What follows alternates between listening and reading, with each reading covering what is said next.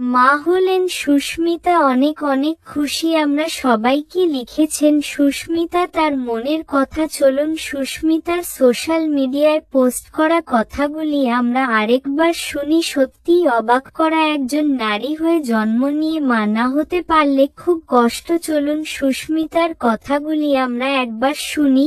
মা হলাম 2019 সালের 19শে মার্চ। যে স্বপ্নটা থেমে গিয়েছিল, আজ যেন তারই নতুন করে শুরু।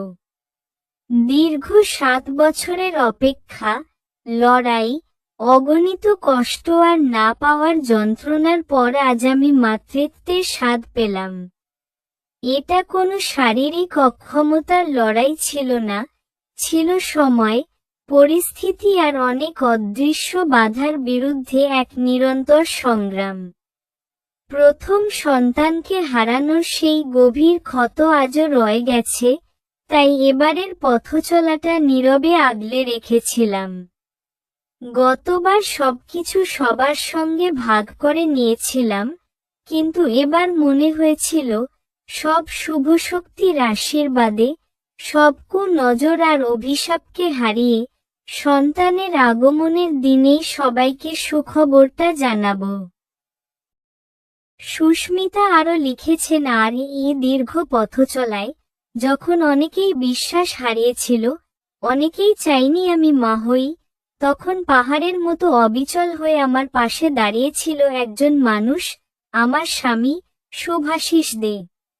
যখন আমি ভেবেছিলাম হয়তো এই জীবনে আর কোনোদিন মা ডাকা শোনার সৌভাগ্য আমার হবে না, তখন ও আমার স্বপ্নটাকে নিজের স্বপ্ন করে আগলে রেখেছে, ভরসা দিয়েছে, লড়াই করার শক্তি দিয়েছে।